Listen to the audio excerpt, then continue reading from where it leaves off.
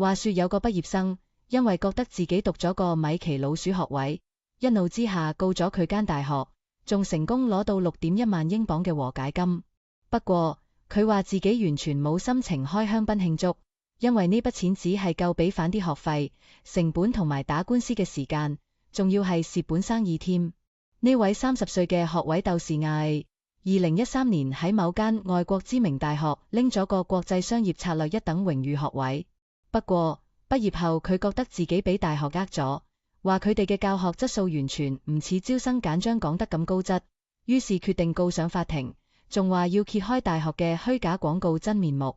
艾爆料話，間大學教師短缺，資源重複使用，啲課堂悶到爆炸，連商業規則都解釋得唔清唔楚。最離譜嘅係，課程中途仲突然 cut 咗 contact time， 即係同老師見面嘅時間，搞到佢忍無可忍，決定企出嚟為自己討回公道。佢同某知名媒體講，我同大學投訴過，但佢哋完全唔理我，仲話得你一個投訴咋喎，可能係你個人問題啫。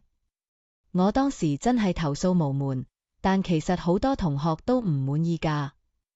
艾又叫亞 B， 仲爆料話某個國家有啲大學根本係當自己係商業機構，唔係教育機構。佢話呢間大學曾經私下提出更高金額嚟庭外和解，仲要佢簽保密協議。不過大學就反駁話係艾自己提出簽保密協議，仲話佢想攞更多錢，但大學拒絕咗。艾無奈咁話，大學淨係顧住自己嘅商業利益，完全唔理學生死活。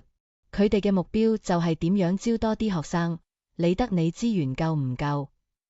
佢仲呼籲其他學生都要企出嚟，我唔係為咗嗰6.1萬英鎊，如果你有跟開我嘅故事，就知我花咗更多錢同時間喺呢件事上。我想鼓勵其他人都要為自己發聲。而家艾喺某亞洲城市做緊律師助理，佢話自己靠兼職同家人嘅支持先撐到呢場官司，仲話好多法庭文件都係自己一手一腳準備，真係自己官司自己打。不過呢間大學就堅持話和解唔代表佢哋有錯，仲話係某保險公司叫佢哋和解，免得法律費用繼續飆升。大學發言人仲話艾嘅指控完全冇根據，仲話法院2次下令要艾支付大學嘅法律費用。艾就話，雖然大學否認有錯，但呢筆和解金已經係一種勝利。